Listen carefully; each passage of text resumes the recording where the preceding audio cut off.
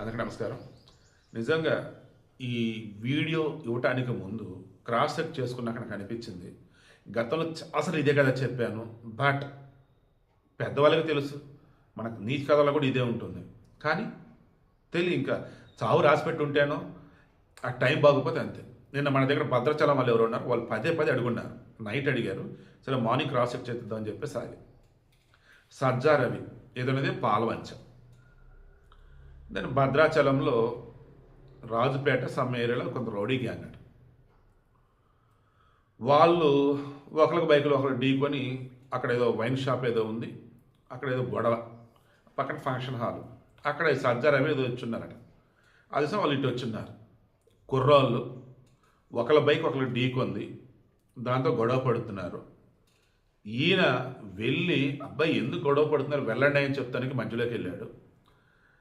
ఇక అక్కడ ఉన్నటువంటి వాళ్ళు ఎంత ఘోరంగా చంపారంటే ఇతను చంపడం కోసమే గొడవ పడ్డారన్నంత దారుణంగా ఇతను స్క్రూ డ్రైవర్తో, కత్తులతో, గుండెల్లో, ఒంటి మీద ఘోరంగా పొడి చంపారు. కారణం మనకు అందుతున్న సమాచారం మేరకు వాళ్ళు గంజాయి కొట్టున్నారు, ఫుల్ మత్తులో ఉన్నారు, అండ్ వాళ్ళు రౌడీ గ్యాంగ్. ఈవిడకి ఇంట్రెస్ట్ మీకు అర్థమైందా? పాపం చనిపోయాడు, ఆయనకు 3 బిడ్డలు ఉన్నారు, 3 కూడా కూతుళ్ళు అంటున్నారు.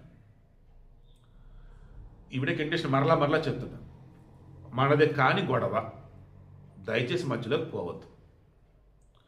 గొడవ పడుతుంది ఎవరు ఏంటి అన్నప్పుడు నాకు అర్థమైపోయింది, ఏదైనా చెప్తే వినరా అని. అలాంటప్పుడు సైలెంట్గా ఉండాలి. చుట్టుపక్కల పోలీసుకి ఎవరైనా చెప్పకుండా ఉంటారా? అండ్ చుట్టుపక్కల అది సిటీగా, టౌన్ కాబట్టి, అండ్ బిజినెస్ ఏరియా కాబట్టి, పట్టపగల కాబట్టి ఆబ్వియస్లీ ఇంటిమేషన్ పోలీసులకు ఇస్తారు. అప్పుడు ఈ లోపు వాళ్ళు వస్తారు. వాస్తవాన్ని నాకు నిన్న ఫస్ట్ వాళ్ళు చెప్పింది ఏంటంటే వాంటెడ్గా ఇతను చంపారన్నారు. క్రాస్ చెక్ చేస్తే గొడవ జరుగుతుంది, వాళ్ళు కొట్టుకుంటున్నారు. ఈ మధ్యలో ఈయన వెళ్ళాడు, ఈయన గొడవను సర్దుమణుపుతాను, ఈయన వెళ్తే ఈయన చంపేశారు. అసలు ఈయన సంబంధం లేదు పాప మా గొడవ. ఆ బైక్లో ఉన్నారు కదా గొడవ పడుతున్న వాళ్ళు, వాళ్ళకు కూడా తీవ్ర గాయాలని. అందులో కొంతమంది వెళ్ళిపోయారు, కొంతమంది అక్కడే ఉన్నారు, వాళ్ళు కూడా పోలీసులు అదుపులో చూస్తున్నారు, వాళ్ళు హాస్పిటల్ ట్రీట్మెంట్ అందుతూ ఉంది. పాపం ఈయన మాత్రం చనిపోయాడు. దండం పెడుతున్నా, మనకు సంబంధం లేని గొడవ విషయంలో దయచేసి ఏలు పెట్టండి, ఓకేనా? అంతగా అయితే తట్టుగా లేకపోతే ఎవరికి తెలియకుండా 100కి ఫోన్ చేసి పోలీసుకి ఇన్ఫర్మేషన్ ఇచ్చేసి మీ దాన్ని మీరు వెళ్ళిపోండి. మీరు ఏదైనా సమాజసేవ చేయాలని అనుకుంటే. అదర్వైజ్ ఎట్టి పరిస్థితుల్లో మీకు సంబంధం లేని గొడవలు ఏలుగా పెట్టవద్దు. చూస్తూ ఉందామంటే అది కూడా వద్దు, వెళ్ళిపోండి, అక్కడి నుంచి వెళ్ళిపోండి. మరలా చెప్తున్నా, ఏం మాట్లాడుతున్నారండి మీరు? గొడవ పడుతుంటే ఆపొద్దంటారు ఏంటంటారా?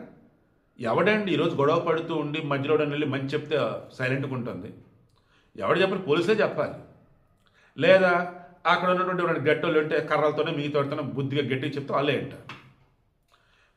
అసలు ఈ జనరేషన్ వాళ్ళల్లో ఎంతమంది అండి పద్ధతి అనేది తెలిసిన వాళ్ళు, ఎంతమంది మనకు మంచి చేయడానికి కూడా వస్తే రెస్పెక్ట్ ఇవ్వాలని అనుకుంటున్న వాళ్ళు?